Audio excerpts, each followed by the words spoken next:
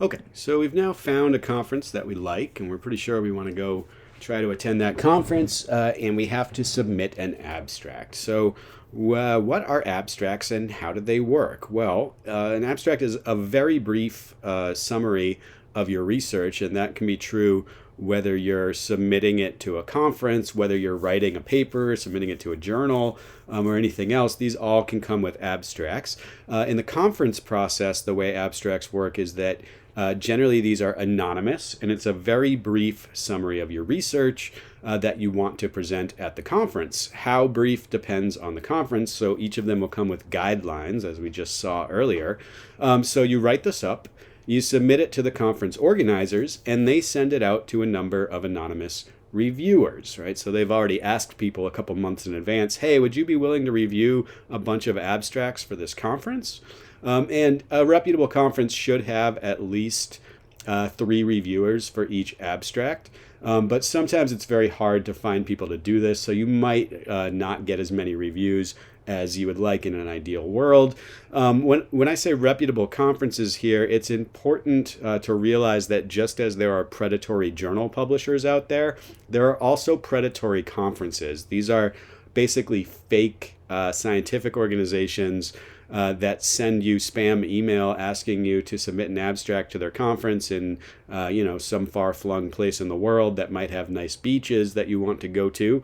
And then they pretend to peer review it, but it's not actually peer reviewed. They just accept everybody, and then they ask you for $750 to register for the conference. The best way to avoid that is to only look at the reputable sources that I've given you here, which are basically in order your professors and colleagues, number one, and then those online resources I gave you, those are not going to allow these predatory conferences to advertise on them. But be aware that these do exist out there.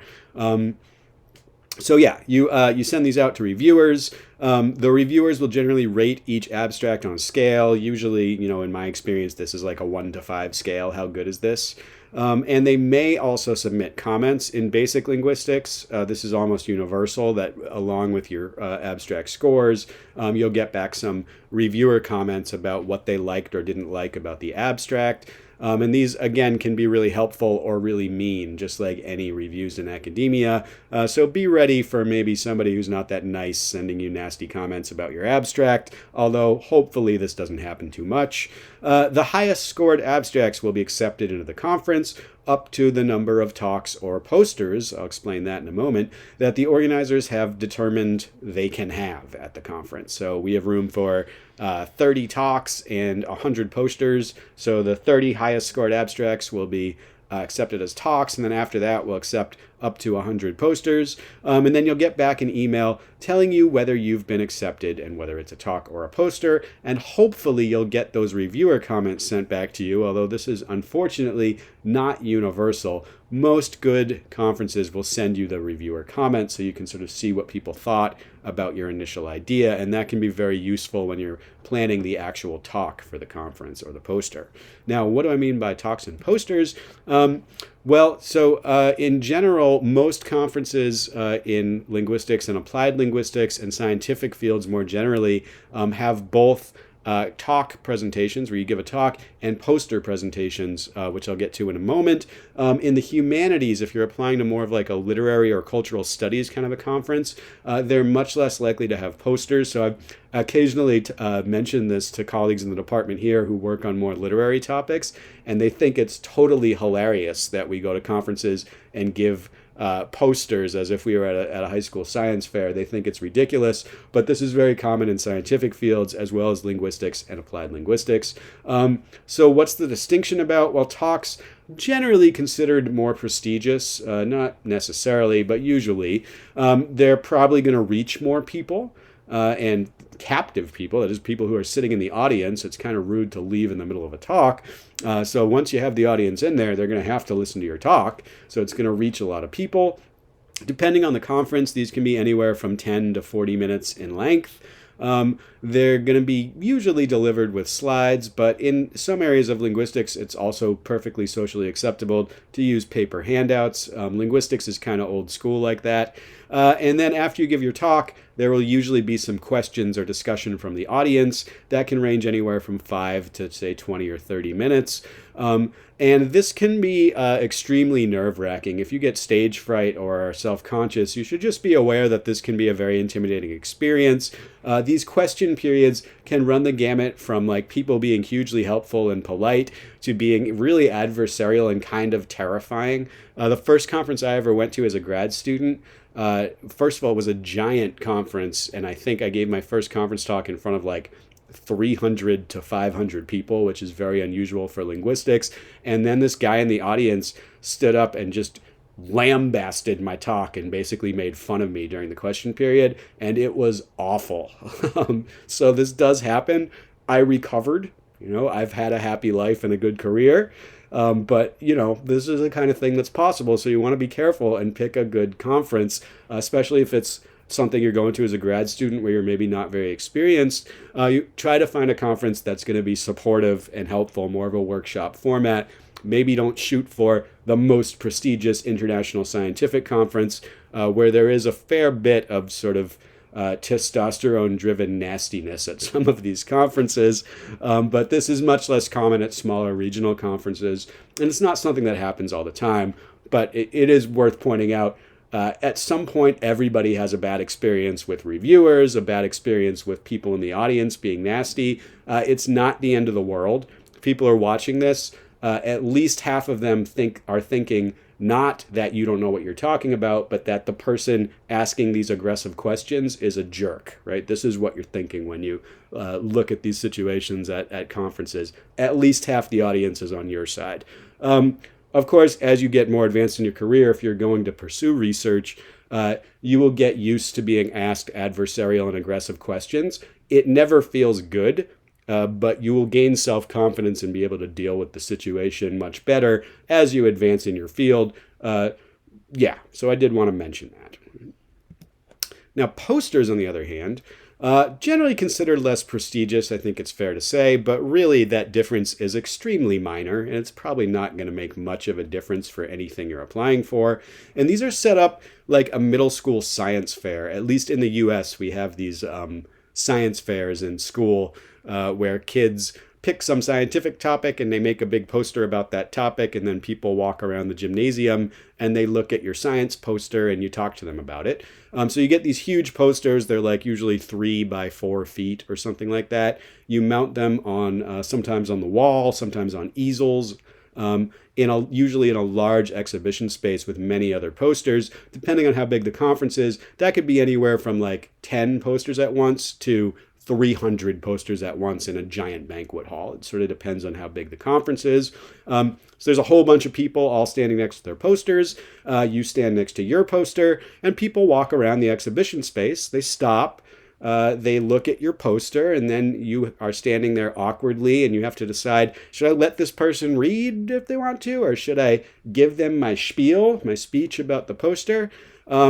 And that can be kind of awkward. So often you just ask people, hey, do you want me to give you my spiel, or do you want to just read and check it out, right? And people will generally tell you what they prefer.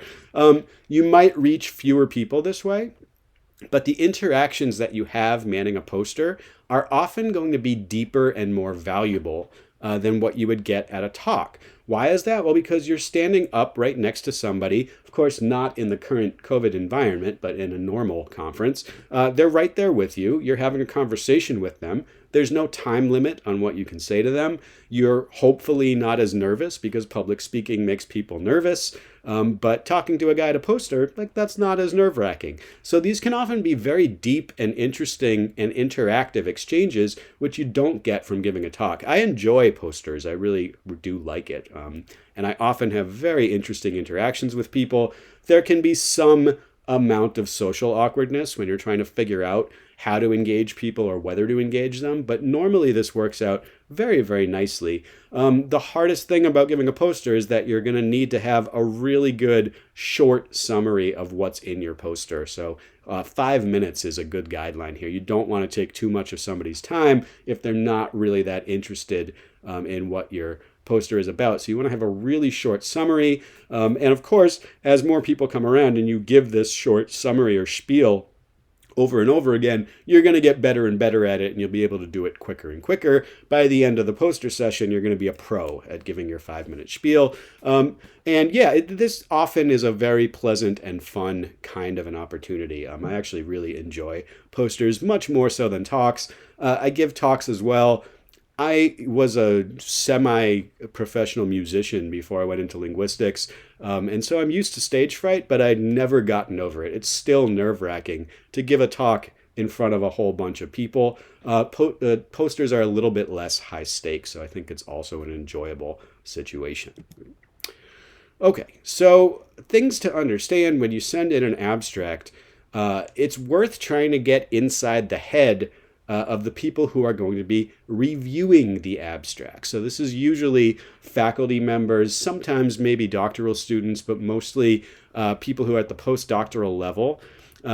These people are extremely busy. They're often procrastinating and behind schedule because somebody asked them 3 months ago, hey, would you review some abstracts for our conference? And they said, sure. And then they didn't think about it again until they got sent the abstracts 2 months later. They thought, oh, okay, I'll have to review those by the deadline. And then they forgot about it, and the deadline's here now, and they have to review 10 abstracts in the next 3 hours, or they're going to be late with their reviews. So this is realistically what happens with conference abstract reviews, at least some of the time. These people might not necessarily know much about your specific topic. You can't assume that they're going to be knowledgeable about the specific thing you're writing about.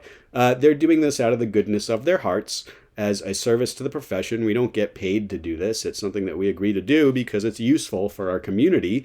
And these people may have many, many abstracts that they've been asked to review. They might be running behind schedule. It's last minute. They have papers to grade for their classes, and they have to finish writing this manuscript. But gosh, these reviews are due the next day, and it's 9 o'clock at night. And as a result, they may not be in a very nice mood. So this is sort of, here I'm drawing on one of my professors in grad school who gives this elaborate scenario for what happens when he's reviewing abstracts where it's like 10 o'clock and he completely forgot about it, and now he has to rush through these. And I think the point of this is not that everybody's irresponsible and procrastinates. It's that you should assume that there's going to be at least one reviewer who's in this position and just wants to have get through these reviews as fast as possible. And what you're really doing is catering to that person. This is who you should be aiming your abstract at. This person who is in extremely tight time and needs to understand and rate your abstract as quickly as possible. And so it's important to make their experience as smooth and as easy as possible. This is the way I would encourage you to think about abstracts. You're taking this totally frantic, harried person who's pissed off that they have to be reviewing all these abstracts right now and just trying to make it as easy for them as you possibly can. This is a good way of approaching the task, right? Even if it turns out that your reviewers are totally nice and responsible and they're doing this weeks ahead of time, this still won't hurt.